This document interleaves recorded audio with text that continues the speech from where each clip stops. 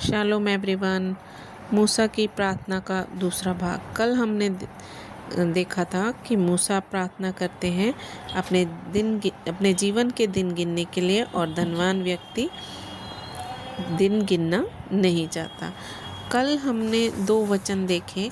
पहला, मूसा प्रार्थना कर रहा है हमको दिन गिनने की समझ दे कि हम बुद्धिमान हो जाएं।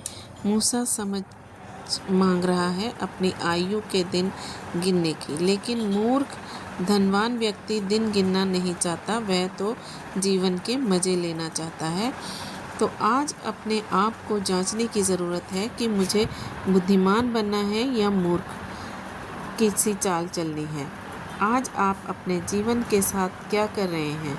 अपना जीवन, अपने समय और सुविधाओं को किस तरह प्रयोग कर रहे हैं या फिर बर्बाद कर रहे हैं? हमें समझ होनी चाहिए कि इस पृथ्वी पर हमारा समय बहुत कम है और वो जल्दी ही कट जाएगा, और इस पृथ्वी को छोड़कर हमें जाना ही पड़ेगा। अक्सर लोग मूर्खों की तरह ही अपना जीवन बिता रहे हैं। खाओ पियो मज़े करो, अभी जीवन बहुत है, सुख चैन से रहो, लाइफ एंजॉय करो। मेरे प्रियो, क्या हम परमेश्वर के अनुसार जी रहे हैं? क्या हमारा जीवन परमेश्वर को प्रसन्न करने वाला है? हमारा जीवन बहुमूल्य है। हम अपने जीवन को वेस्ट ना करें। अगर अभी तक आप लोगों ने ये नहीं सोचा कि जीवन को वेस्ट करना है या परमेश्वर के अनुसार चलना है, तो आज सोच लें।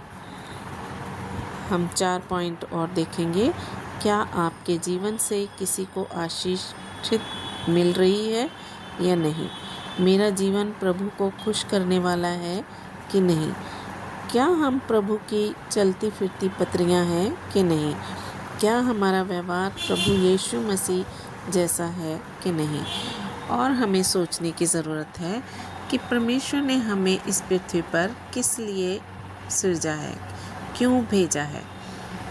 तो मेरे प्रियो, प्रेरितों के काम 9 उसका 36 देख लेते हैं। 2 क्रॉस या तबीता भले काम करती थी और कपड़े सिल कर लोगों की मदद किया करती थी।